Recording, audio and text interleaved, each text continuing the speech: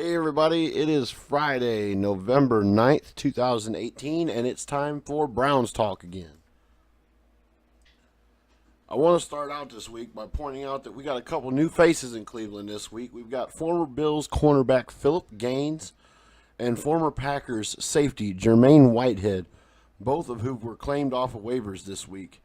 Jermaine Whitehead is known for being the individual that slapped New England offensive lineman David Andrews last week during a game. Corresponding to these moves, the Browns released Denzel Rice, who was a bottom of the roster cornerback.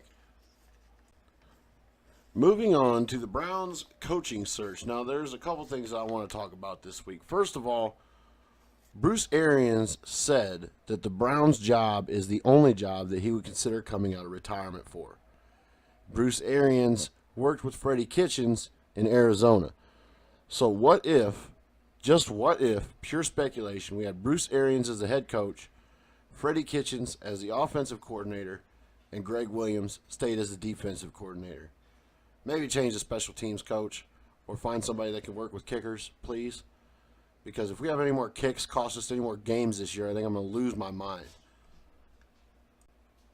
I also want to bring your attention to a name that we're going to be adding to the Browns head coaching search list.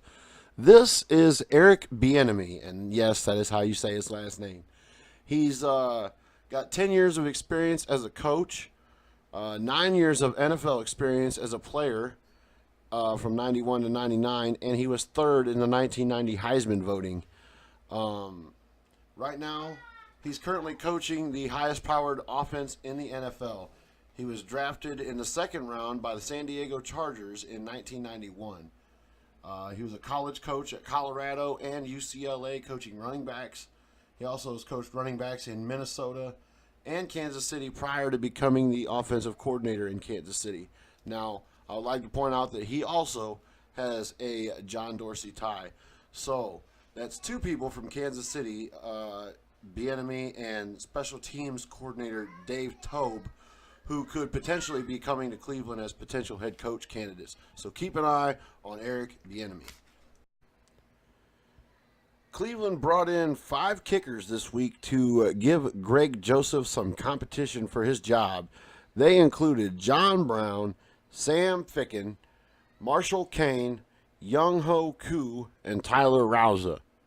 Now, has anybody that doesn't pay very, very close attention to college kickers know who any of those guys are? Because I sure as hell don't. And I've never heard of any of them. Bring a name with some real credibility behind it in here to challenge this kid for the kicking job.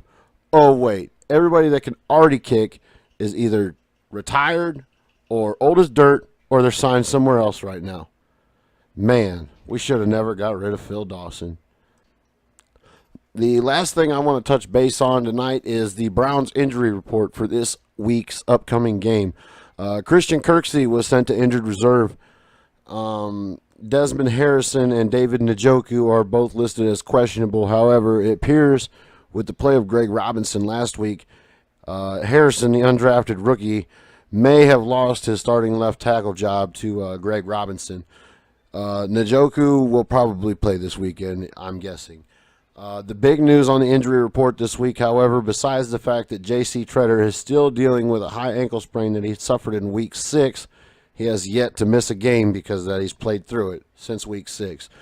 But the big news this week is Joe Schobert, Denzel Ward, and Demarius Randall should all be returning from injury this week, which is big because Atlanta has Julio Jones and Matt Ryan, and that's not good. So, that's it for Browns Talk this week. We'll be back with some more tomorrow, and of course we'll be here with the pregame show Sunday morning. So until tomorrow, this is Roadblock with the Browns channel, and I'll catch y'all then, because right now, I'm gone!